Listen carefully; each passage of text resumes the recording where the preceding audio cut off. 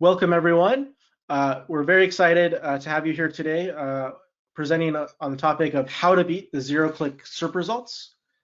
Today we have two panelists. We have myself. My name is Russ Jeffrey. I'm the Director of Strategic Integrations at Duda. And I'm also joined today by Greg Sterling, who is the VP of Market Insights at Uberall. I'll let Greg introduce himself in a minute here. But first, I just want to go through a little bit of agenda and housekeeping items. One is we are recording this and we will send out the deck and the webinar after the fact, so you can expect that in your inboxes if you registered for the webinar. After we get through our introduction here, I'll give you a little bit of background on Duda and also on Uberall, so you can just understand who we are and where this presentation is coming from. Next, we'll get into the actual meat of the conversation of winning in this changing world of zero-click search results. And finally, we'll get into some Q&A at the end. So feel free to ask those questions in the questions box. We'll have some time at the end to answer those. Great. So just a little bit of background on Duda. We are the leading web design platform for agencies and web professionals.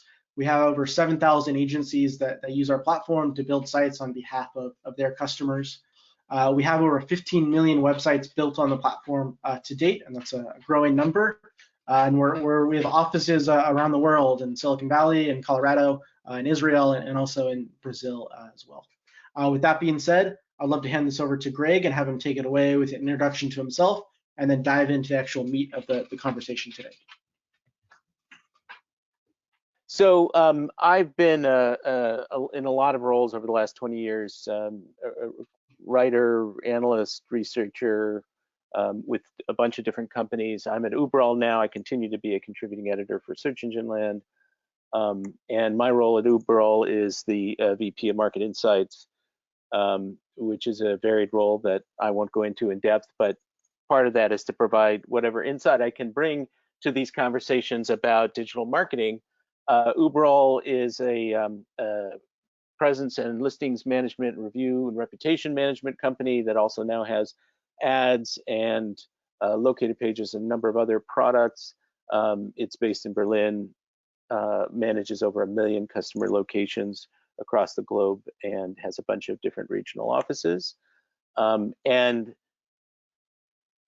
the light of the coronavirus, the notion of near me has taken on different meaning. We don't want people to come too near me at this point.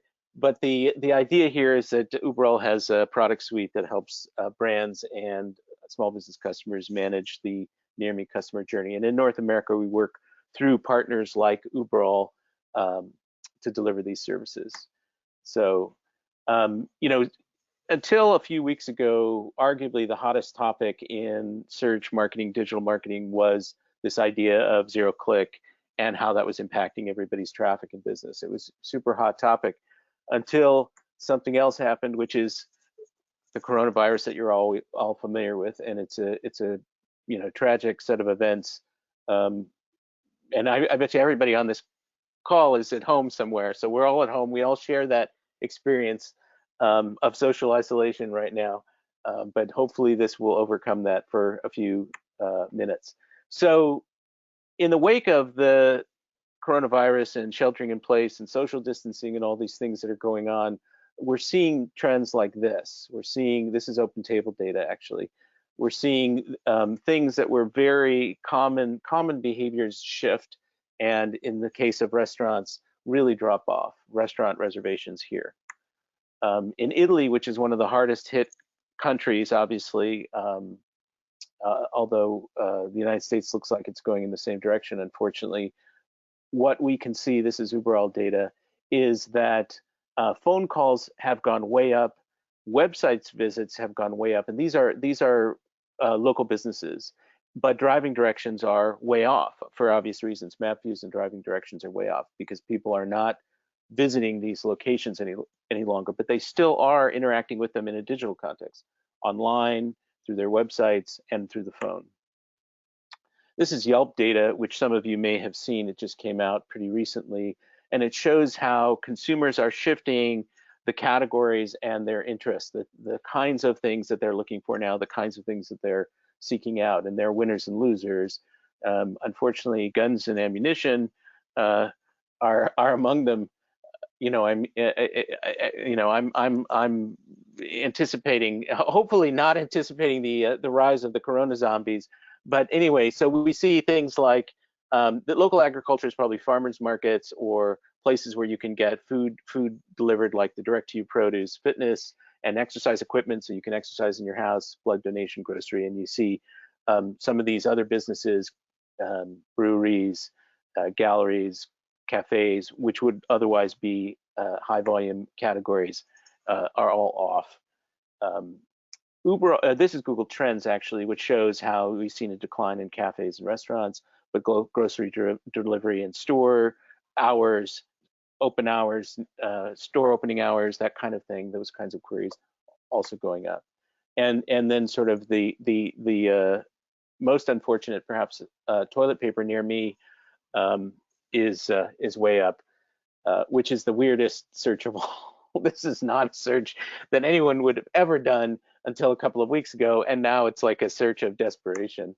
Hopefully everybody on the call has enough toilet paper. But GMB optimization is one of the key pieces of all of this in response to the coronavirus. Google is making all kinds of recommendations and doing all kinds of things. They've shut off reviews. They're telling people how to mark stores temporarily closed.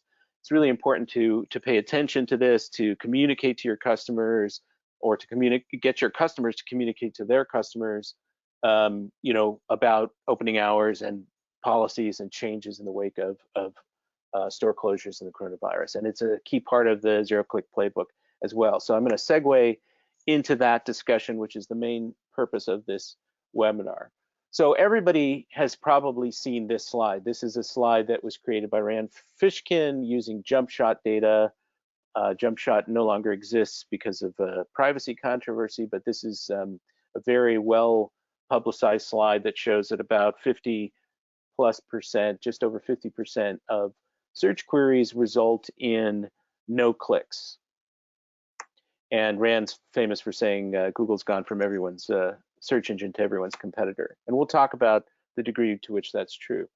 So, one of the things that's kind of interesting is how everybody, more or less last year, maybe in 2018, started really reacting to this phenomenon in a big way. Like, hey, what's going on? Google's taking all your traffic. They're capturing all this traffic that should be going to my website. But Google really is not doing anything that it hasn't done for years and years and years. It's just really the evolution of that. So if you go back to the very earliest days of Google, they were doing the sort of antecedent things early on. So in about 13 years ago, in roughly 2007, they introduced what was called universal search at the time. And on the right side of the screen, a bunch of vertical search engines or vertical content categories that Google was managing, they started filtering that in to their main SERP in kind of federated search results. And so they were trying to enrich the search results with multimedia and different kinds of content from elsewhere. They had built out all these verticals and they were starting to integrate that. And that's 13 years ago. And that's really the beginning of this. And you could even say it goes back further than that, because they started showing these one boxes or answer boxes a long time ago. This is from 2009, but they started showing those before 2007. So this is like an early, local pack, which had, the 7-pack, the 5-pack. It had different names as it expanded and contracted. Some image results and weather. And this is more than a decade ago. And that's really the kind of stuff we're dealing with today, albeit in a more polished and sophisticated way. Google wasn't the only engine doing this. At the time, Yahoo, Microsoft, Ask.com were doing versions of this. So this is Yahoo's Smart Answers, where they were putting, stats and scores and products and different kinds of things. This isn't a no-click result, but in the Tom Brady case, it's very close to that. Ask in particular was doing some very innovative and interesting things with its UI, UX back a decade ago, before it was sort of rendered irrelevant by Google's total victory.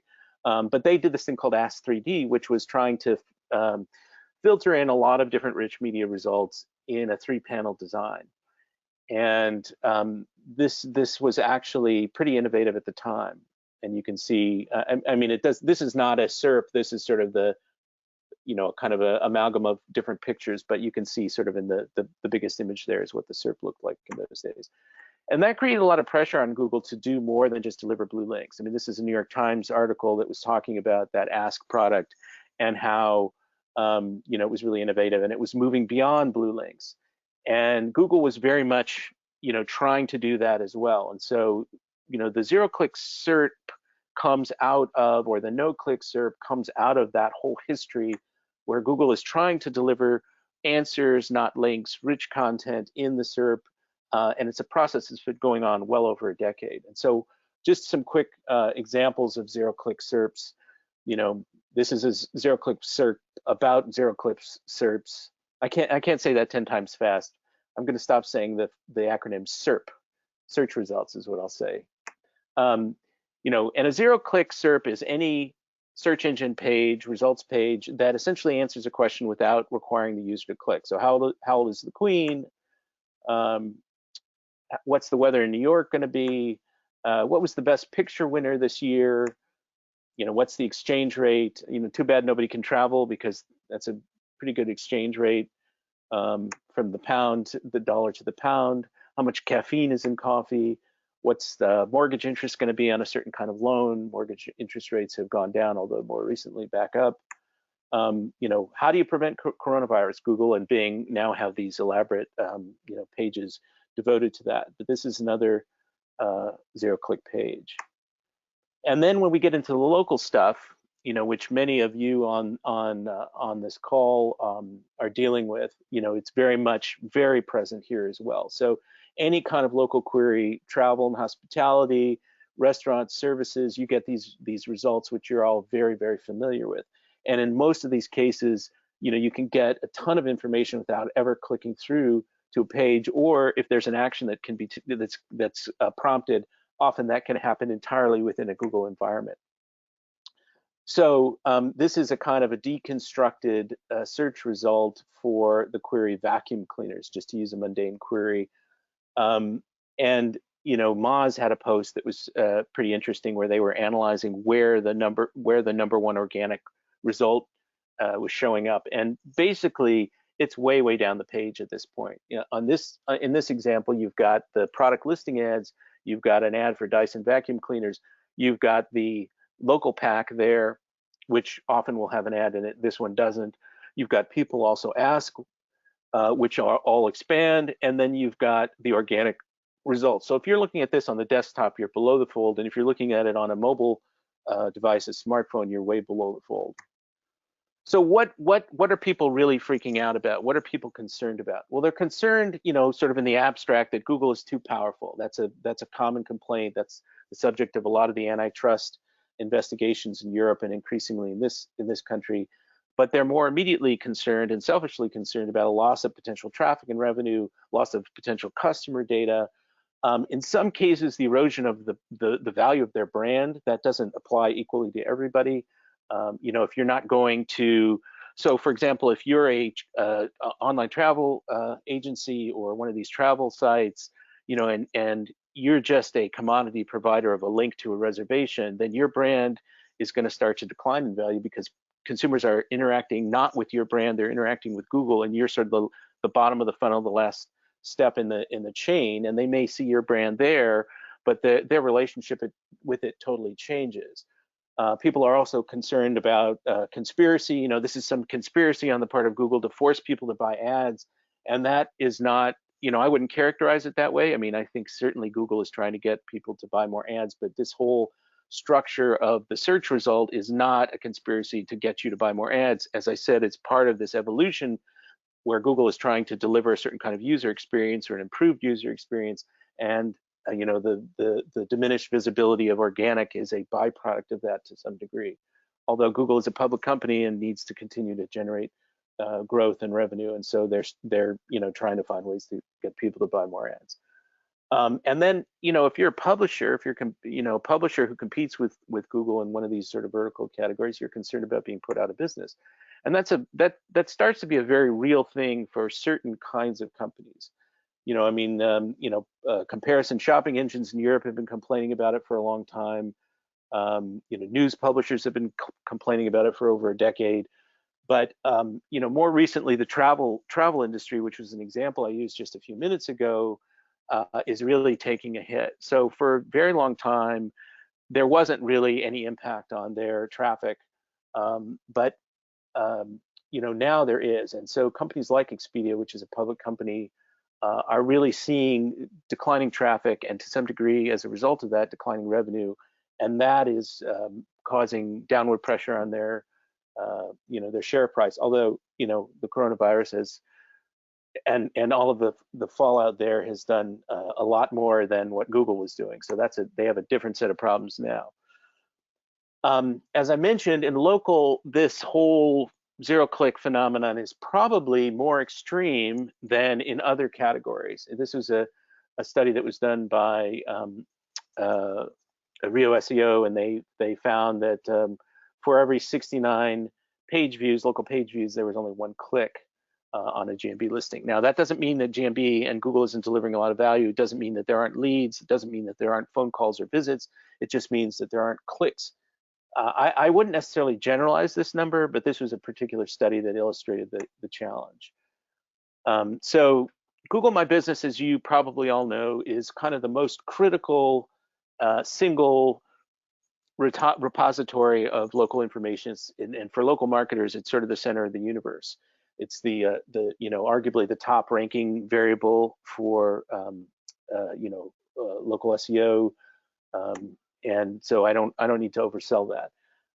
But what Google has done with GMB is taken it from being just a sort of a database, an entry point to a kind of a listings management platform, and turned it into something which is much more dynamic and engaging. Google refers to it as an engagement platform, and they see it as very, very transactional as well.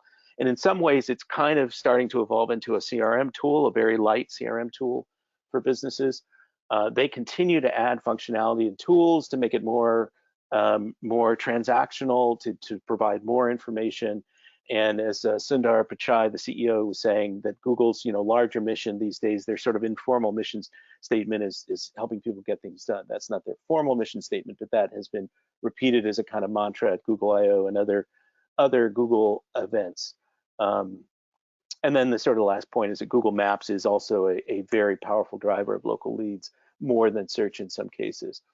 So this shows the different features, some, not all of the different features that Google has added over the last year or so, a couple of years, booking, food ordering, requests for quotes, messaging functionality. There's a bunch of different things which make this much more than just a listings management tool. And more recently, at the end of November last year, they added this thing called Search by Photos, where you see a kind of an array of images, which has a review and a star rating overlaid on top of it, and then you can actually click through the photos, and it gets you to a GMB profile in the end. And this implies much more attention to photos.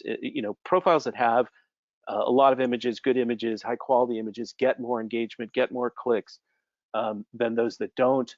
But this even implies further attention to that. So people in general are kind of concerned that Google has just become this black hole that's sucking all the air out of the room, to mix metaphors there, with all these different tools and capabilities. But I wouldn't see it that way. I wouldn't see it as a threat to anybody's business.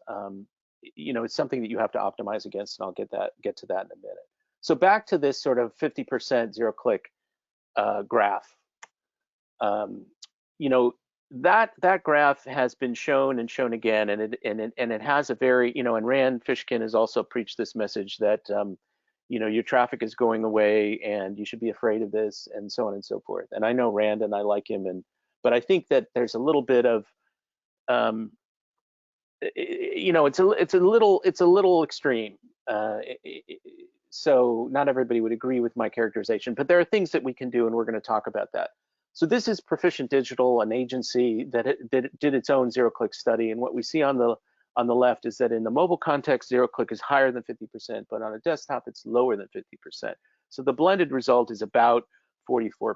So whether it's 44% or 50%, it's a very high percentage of search results, but it's not the end of the world. And people like this. You know, consumer surveys show that people appreciate these answers. They want this quick information. When you want to get the weather, what's the weather in San Diego, California, or Gainesville, Florida, or wherever, you don't want to click and click and click and go through to a bunch of different websites. You want the information. And so this is something that consumers like. They want quick answers.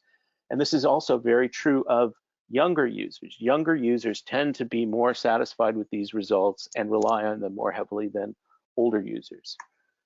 But don't be sad, don't despair. Clicks are not dead, websites are not dead, far from it. Obviously, websites are very important, and they are the basis of everything else that is going on.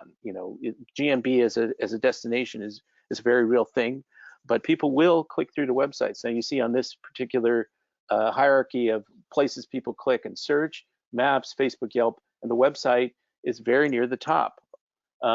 This is just one survey, but what it indicates directionally is that websites still matter. And a different survey done by Bright Local in this case found that consumers actually trust business websites more than they trust Google My Business for accurate information. So if there's any question or any doubt, they're going to trust the website. They're going to go to the website versus just relying on Google My Business. Now that doesn't mean that you don't have to have accurate information in Google My Business. Absolutely. But they trust it twice as much, or roughly twice as much, as Google My Business to have accurate information. Featured snippets, which you've all seen, that show up at the top of the page. There are three types: tables, lists, and paragraphs. Paragraphs are by far the most common. This is an example of that. Featured snippets are often pointed to as the culprit, right? People can get the answer from the snippet. They don't need to go through the website, but that's actually not accurate. Featured snippets don't deprive people of traffic. In some cases they do, but in many cases they drive a huge amount of traffic. And this is something that people should aspire to. You should optimize with the objective of trying to get into the featured snippets if you can. So in this particular study, also by Proficient Digital, in some cases they found that overall it was click neutral, meaning it wasn't having a negative or positive impact on click-throughs to websites, but they also found that it gets to click neutral because in a lot of cases it's driving a lot of volume. For every case that it doesn't result in a click, in others it does. Also the same study, different SERP features drive different amounts of engagement and traffic. So it's not the case that all these different modules and images, and people also ask, and snippets are depriving people of traffic. What this indicates is that there are a lot of click-throughs happening on a lot of different features on the page. And one thing that people have to keep in mind is that ranking is not the objective. Ranking is a means to an end. Ranking is a means to building your brand or getting visibility or driving people to whatever your ultimate objective is, a call, a visit, a form, whatever it is. So we should think about how are we getting customers, how are we getting the actions ultimately that we want to drive, not ranking. Ranking is a means. Just as a general matter, sort of general marketing 101, you've got different customers at different stages of the buying funnel. And this is kind of a fiction. There isn't a sort of an orderly funnel like this. It's a much messier process, but for purposes of discussion, you've got different stages and different levels of intent, and keywords themselves reflect those different intents, and the content needs to match those different stages of the funnel or consideration stages. And the bottom line, people get very fixated on creating content to rank for keywords, etc. But really, you're speaking to an end customer. I mean, Google always says this, and nobody believes it. You should write for your customer. You should create content for the customer or the prospect, not for Google. One thing that has gotten a lot of conversation and discussion over the past, couple of years, ever since the advent of all the smart speakers, is voice search and how that's changing search and so on and so forth. And Google has done a number of things, neural matching, this new algorithm BERT that they created last year. And that's all designed to better understand conversational queries. So people are speaking queries into their smartphones and to a lesser degree into these smart speakers. And Google is really trying to get a better understanding of the meaning of these longer queries, these questions that are being asked. And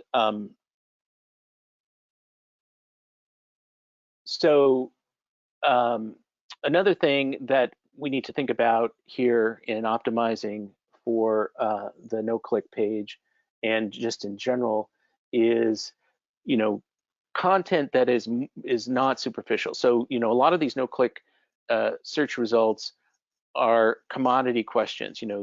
How many ounces in a quart, or what's the the exchange rate, or the weather, or the caffeine content, or these general knowledge questions, and in sort of high-level commodity information questions. These are not things that you're going to rank for typically, and they don't even apply to you in general. What you need to really focus on is sort of more in-depth content that's really going to help answer customer questions, solve problems, display your knowledge, your experience. I mean, and I'm talking really ultimately about the end customer here, not necessarily the people managing the accounts. And then, longer tail content is stuff that Google doesn't cover. They just don't have the wherewithal to do that. They're not going to do that. So, more very specialized, deeper information is going to be more likely to rank and not preempted by some Google related information. And in general, what you need to do is you need to optimize for these search features, these SERP features. And what that means is snippets. Schema is sort of behind all of this. Not all snippets rely on schema. There's some data that show that it's a percentage of snippets that are marked up, but it's a good idea to do that in general. Product listing ads we showed in the vacuum cleaner search results. That was the carousel of product listing ads. That's important for retailers.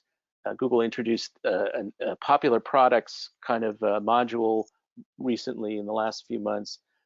That's actually free. It relies on having a feed and product schema, but that's a free way to get your products in front of people in a structured way. Image optimization, which has a lot of technical discussion around it, but it's really sort of high quality images and certain other kinds of technical SEO things, which I'm not going to get into, and I can't really get into in detail because it's beyond my expertise. And then video is very, very important. Obviously, YouTube is a Google property, and that is what shows up in these video carousels again and again and again. So this is a great way to rank in search results. If your customers are creating video, or if you're creating video on behalf of them that helps showcase their products, their services, their expertise, this is another thing that is important to do if you can.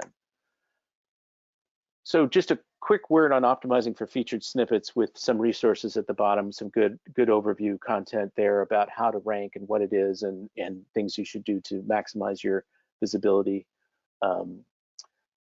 This chart illustrates the different types of keywords that drive snippets and the different categories of snippets, so table, list, and paragraph. And questions are by far the biggest type of query that will drive a snippet, the appearance of a snippet. And this is just sort of this analytic breakdown. So, that implies a bunch of keyword research in your customers' categories, industries, to figure out what's returning snippets. But fundamentally, what you're doing is you're answering questions that are relevant to your audience. As I said, don't sort of go after the high level, top of funnel content, head terms, all of that stuff. Go after these, more in depth, more detailed, deeper, longer tail content. And again, sort of, right for humans, but the advice is to, use these structured markup and other tools, SEO tools, to make it readable and structured for Google. GMB optimization, I probably don't need to speak much about this. A lot of people on this call know a lot already about GMB optimization, but it's getting more involved, and there are more aspects to it now. Basic listings, you know, build out the content completely, business descriptions, attributes, images, you know, reviews is something that we could run a whole webinar on. This is a whole webinar in itself, but, you know, solicit reviews in an ethical way, respond to reviews, respond within 24 hours, respond to every negative review. You know, this is a ranking factor, obviously, now. Photos, we talked about. Profiles with photos do better than profiles without them. Higher quality photos are better than lower quality photos, and this search by photos feature that I described is making that even more important. Sometimes just adding an additional category, you know, manipulating the business categories a little bit, I don't mean that in any kind of black hat way, you know, can be beneficial to ranking. So McDonald's, for example, you know, I don't have the Google categories taxonomy in front of me, but, you know, by putting that into restaurants versus just fast food or fast casual dining, you get some additional visibility, that kind of thing. Google Posts, very important, especially now as you're communicating to customers during this whole coronavirus period. Really important. There's a special coronavirus tab or post category that they just added. That's a good way to get information out to customers. Are there special deals going on, special hours, you know, any information that is relevant to the business. Posts don't have any ranking benefit, but they're a great tool to use. Q&A is shut down right now, as are reviews on Google My Business during this sort of crisis period, but Q&A is an important thing to pay attention to. Sometimes there are leads there. Sometimes there's reputation management issues that have to be addressed there. Most of the people answering Q&A about your business, or in your customer's business rather, are going to be Google local guides. They may get it wrong. So it's really important to monitor this and put correct information there. And you can also seed Q&A with kind of FAQs. You know, there's a whole sort of strategy there. And booking, reserve with Google, which uses a lot of third-party providers, important to use if that's applicable. You know, this is really critical. Google is not the only place where people discover information, obviously, but sometimes people act like it is. You know, search does drive a high volume, organic and paid search does drive a high volume of traffic and conversions, but there are lots of places to build your brand and to generate awareness and to generate, you know, concrete leads and conversions that are not Google. And, you know, one of the things you want to do is you want to build, brand building is not applicable to everyone, but even in a sort of a small business context, businesses can be more well known than other businesses, and that really helps. It helps with search. So there's a lot of ways to do that. This is another webinar, but basically social media, everybody's already on social media, an important channel right now to communicate. PR, traditional media still works in some contexts. Out of home is doing very, very well. That can be costly. In some cases, certain other kinds of traditional media, print, direct mail can be very effective. Offline events, depending on the business, can be extremely effective. And you know, high quality content which can get shared, also very helpful to build awareness. And when you build the brand, when you build awareness, you get a much, much better search experience. So this is also Proficient's digital study, which shows in terms of organic search results, what this chart is showing is that on a branded query, you're going to see massive click-throughs. So a navigational or branded query is going to have, you know, in this case, they found something like 70% click-throughs to the website. Unbranded search, which is the majority of search volume, on Yelp, for example, it's like 95% of their queries are category-based queries. You know, category near me, or in city, or in zip location. You know, salons, restaurants, handymen, handywomen, etc. But those queries, those category queries, don't see the same kinds of click-throughs. So this is the benefit of having some awareness or a brand, you know, which you used to be able to build on Google through SEO. You can't really do that anymore. You have to build your brand through other means. And you know, this is again this slide illustrates the importance of organic SEO, which is something that everybody on this call, this is sort of the meta topic that we're talking about today, is organic SEO and how you still get traffic to your website. But there are things you need to do for organic SEO still, notwithstanding all the zero-click and all the modules and all the SERP features, you know, to maintain, you know, to get ranked. So that's obviously a webinar series in itself, but the chart on the right shows that the volume, the majority of traffic paid versus organic is still coming from organic. And there's a lot of best practices which Duda can speak to at length. I mean, if you guys have organic SEO or website optimization questions, Duda can answer those, and their stuff is designed to help you rank. And yes, ads. Finally, ads are important and can be really effective in certain situations. So, you know, if you're having trouble getting visibility, you have some control over ads, and you know that can be a kind of a stopgap measure until your organic SEO which takes time to work, can kick in. In a local context, you know, ads can be really effective. Ads with location extensions tend to outperform, for local customers, for multi-location businesses, tend to outperform traditional AdWords by varying degrees depending on the category. You know, ads on maps, ads in the local pack, ads here, ads there, ads everywhere. But it's something to consider, and you know, especially at this time. I mean, there's all kinds of discussions people are having now, but what should I be doing now in this whole coronavirus period? You know, if your customers are trying to shift from an in-store experience to an online experience, then ads may be a really critical thing to do right now to make people aware that that's available, as well as the GMB stuff, Google Posts, and you know, direct communication with your customers. So the interesting thing about ads, also sort of back to the story of the whole no-click SERP, is a more nuanced discussion than what's been happening. What this study found, this Proficient study found, is that when ads were present, it seemed to cannibalize the SERP features that were no-click features. So it really wasn't cannibalizing organic traffic. Ads don't cannibalize organic traffic. According to this data, they cannibalize the no-click results. In other words, they are driving people through to a landing page. So people are taking action. So in these are in commercial queries. What they did here is actually they used the presence of ads as a surrogate for commercial queries. So really the statement should be, where you have commercial intent, when somebody wants to buy something, or when somebody's sort of doing research and anticipating buying something, they are going to click on ads because they are looking actively for information. This is sort of the cliche that Google always uses to talk about ads or content, etc. But it's really true. And so ads can really be helpful in certain kinds of commercial contexts. Now, so as we look to the future, and I'm coming to the end, and we'll have you know, time for questions in a couple minutes. As we look to the future and what's going to happen with these pages? Are we going to see more development or fewer clicks to websites?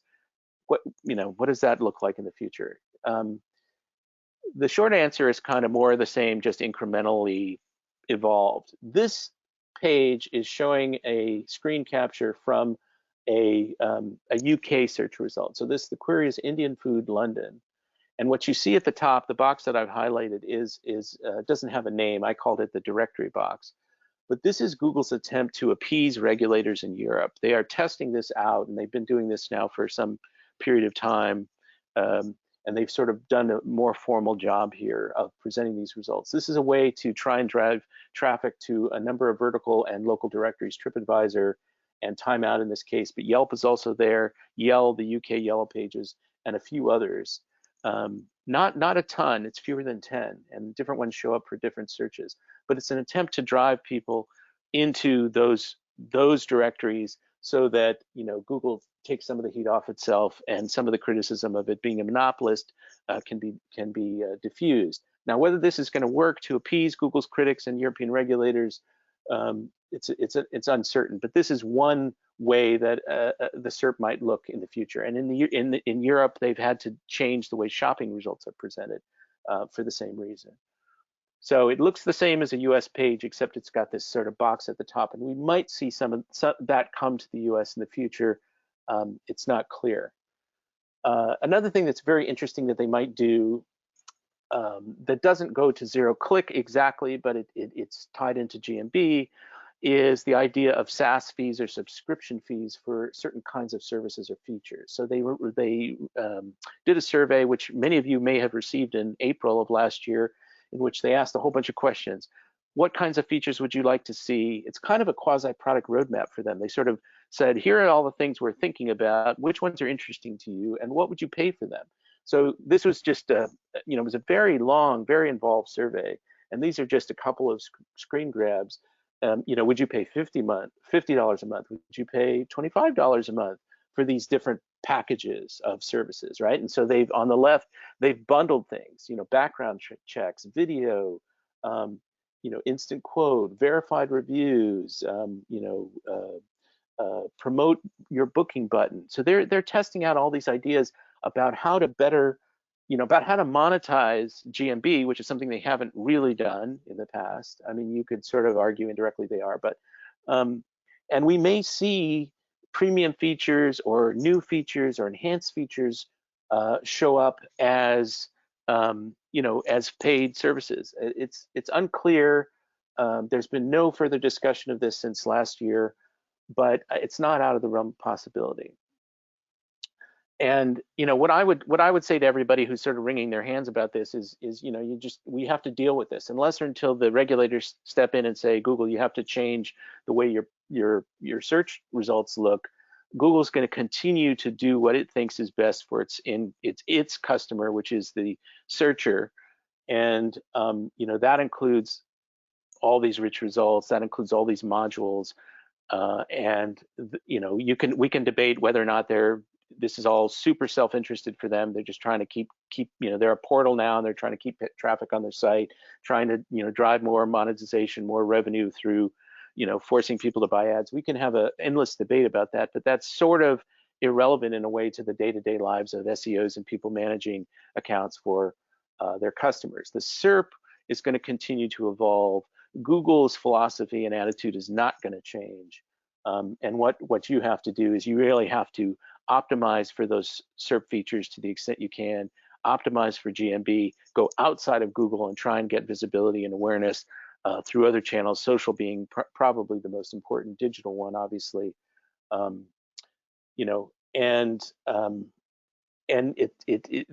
These things can drive real traffic and revenue. And you may not get total visibility through the Google My Business Insights on what's going on, not in the same way that you would through a traditional click to a landing page to an e-commerce transaction.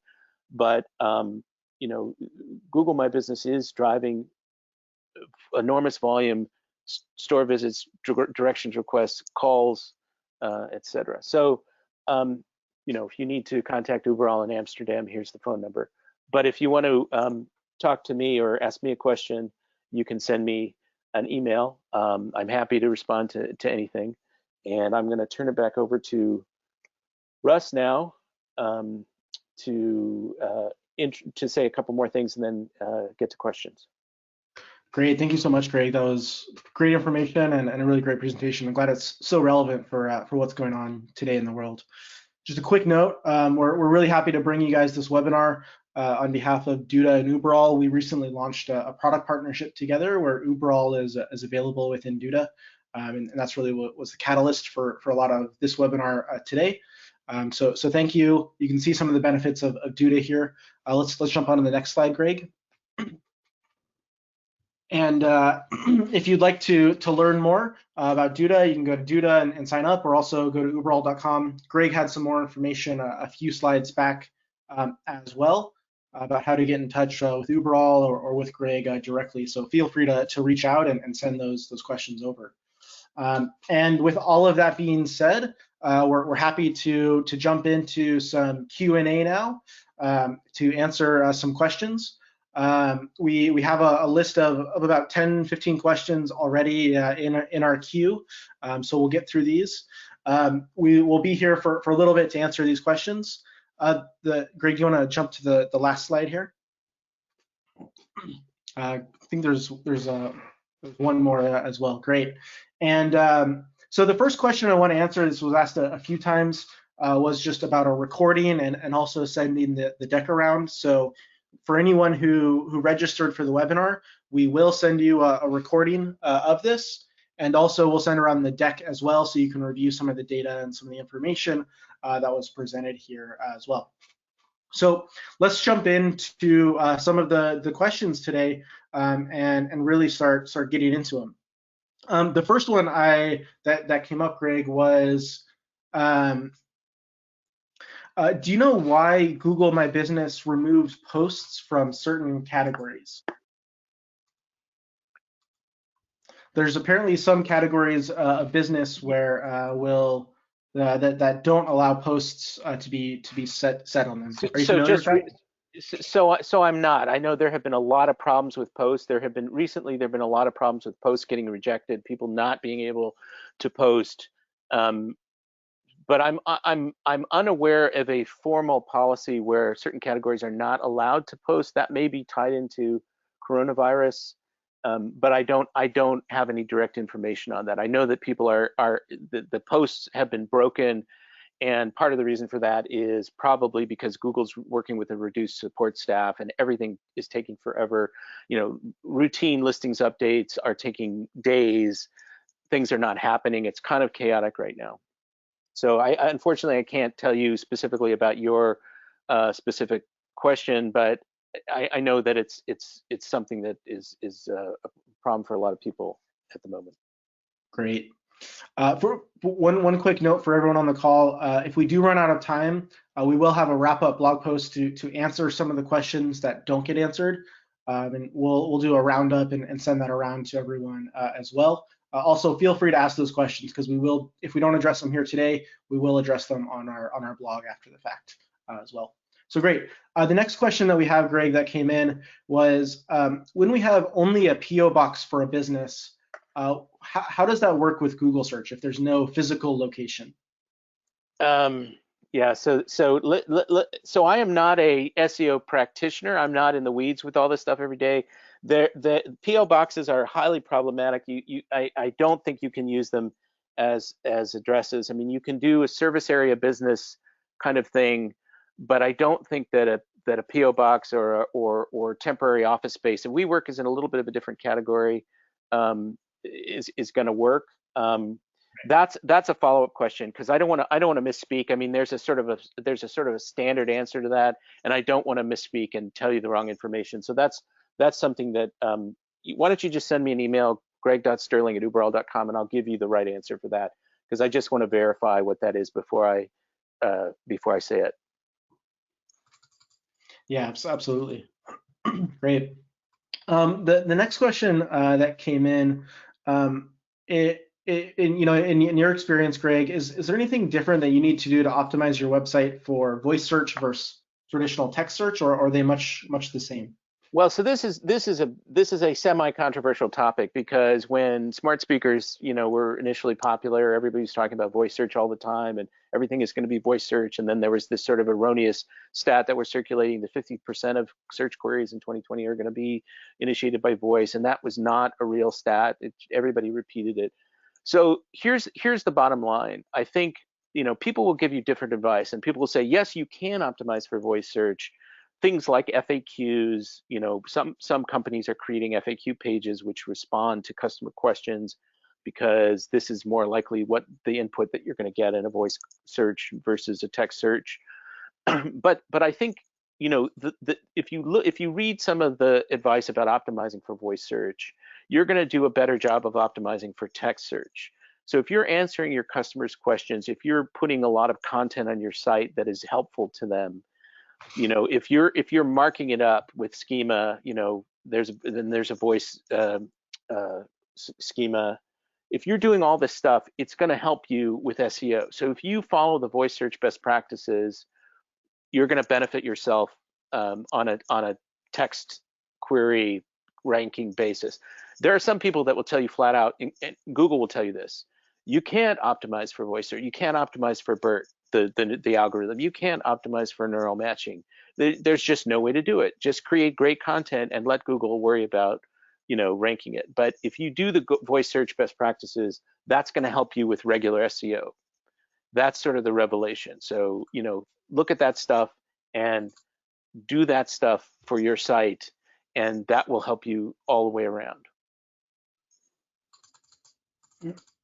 Got it. Thank you, Greg. That's a great answer. Cool. The next question, this came in a little bit earlier during our conversation, is what is Schema specifically? And then there's a follow-up question, is how that can be managed in Duda. I can take the second half of that question, Greg. Yeah, of course. I won't pretend to be a product expert for Duda. Well, Duda, go to this button. I won't say any of that kind of stuff. That's my Schema is just a standard, sort of an industry standard, code. It's a HTML markup. So what it does, its purpose, and there are all kinds of different categories now of Schema.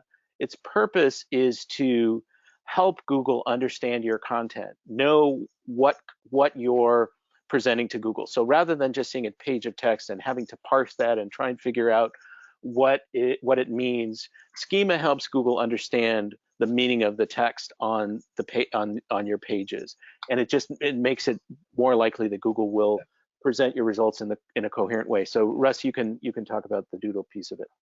Yeah, absolutely, right. Just to expand on the Schema part, right? It's kind of explaining what's on the page in a technical way for Google to understand it better, right? So if you have an event, you mark up with Schema to tell Google information about the event, of when it is and if it's happening still because of coronavirus, and what the price is, and things like that.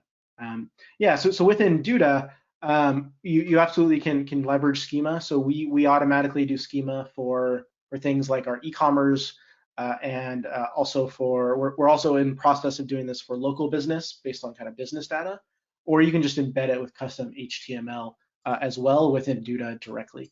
There is a quick follow-up question of, can Duda make Schema widgets, please?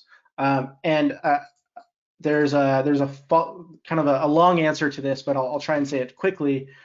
Is that Duda we will eventually, we don't do this today, we will eventually start embedding Schema within widgets where it makes sense, where it's, if that content makes sense to match it up, we will start doing this more and more. We've done it for some things, but not everything. So it's kind of an ongoing process. If you need specifics, just reach out to us and we'll be happy to get that.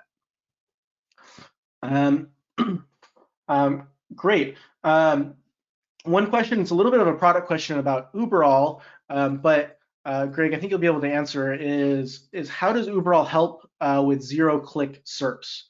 Does it or does it not? Well, it helps indirectly. So, listings management and reputation management are two GMB optimization foundational pieces. So Uberall, those are two Uberall products. Uberall doesn't sell directly to anybody in North America. It works through partners like Duda. So we're providing some functionality to Duda, which is, Duda is using. But in terms of what that does, I would say the Uberall product addresses reputation and addresses listings, and those are key pieces of GMB optimization. Reputation and ranking is a ranking factor, local ranking factor, and you have to have correct information in GMB. More broadly, due to excuse me, who do I work for? Uberall helps customers and its partners manage listings, presence management across the internet. So obviously GMB is critical, but it's not the only place to do that. Maps, vertical directories, Yelp, Facebook, all these other places are really important to have your information accurate and correct. And that's one of the services that Uberall provides, even though I've talked a lot about GMB today. So those things indirectly help you. There's no direct button that you push and that helps you rank higher on the zero-click search page, but those two pieces are part of the whole equation. Got it. Yeah, it's a good answer. That's great. Greg, do you have a few extra minutes to stay on? Maybe about 5 extra minutes. We have few folks and a few questions Yeah, to answer. that's fine. Cool. Great. So the next question is on, it looks like a little bit of technical SEO, but I think it's relevant. Is there any benefit or strategy to make a question as an H tag, or an H1 or H2 tag, and try and optimize that for a snippet to get ranked on Google? So there's so that's beyond my capacity to answer right now off the top of my head. So the answer is yes. That kind of thinking does help with snippets. And on the slides, the optimization for snippets slide, there were 3 articles that I pointed to that go into that. A couple of them are pretty technical, and they talk about structuring your content, how to structure your posts to get ranked for snippets. And these H1 and H2 tags do play into that for sure, but I'm not able to give you like, the succinct answer on that. But look at those posts and you'll get the answer. Yeah, one more thing to look at too is also the FAQ schema as well.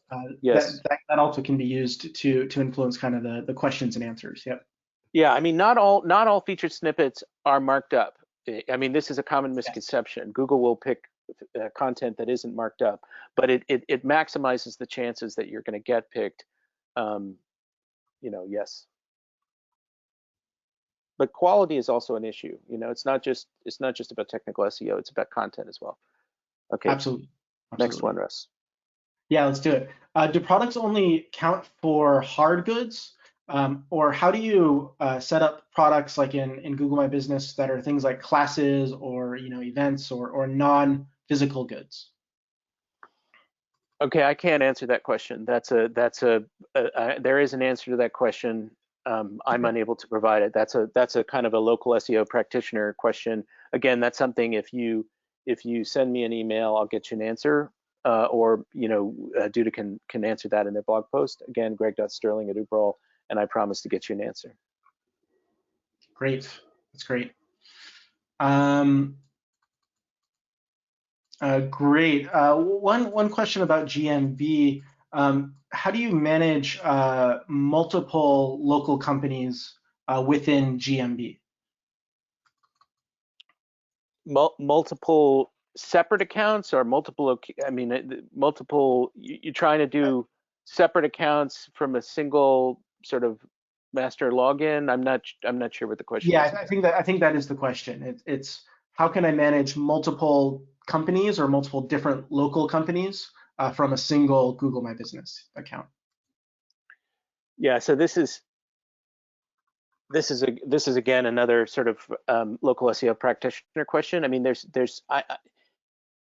I'm sorry to keep punting on these. I don't want to give the wrong answer, and I don't want to pretend like I know the answer in this case. This is another email to me, and I'll get you an answer. I mean, I have direct access to this information, and I will get you the best answer available. But it may be somewhat involved, but I'm not able to give you a verbal right now. So just email me, and I'll get you an answer. Great. I'll turn all these around within 24 hours. So sounds great, Greg. I think that's it for our questions today. We're very thankful for Greg for joining us and doing this webinar. Just a reminder to anyone on the call, feel free to go and test Duda, sign up for a free trial. We're happy to get you on board and answer any of these questions that are coming in. And again, thanks, Greg, for staying a few minutes extra and answering some of these questions and providing such great content for us. Yeah, well.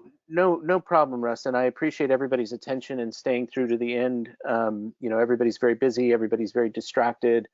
I think there's a lot of stuff that I presented. It sounds very complicated, but in other sense, it's not. And it's just about sort of pursuing a disciplined approach to all this, and over time, getting better and better. Yeah, great. And one final plug from the Duda side. We put together a lot of great content about the ongoing situation with the coronavirus or COVID on the Duda blog. If you want to see how you can help your customers best, go ahead and check that out as well. And again, thank you so much, guys. Thank you. Great.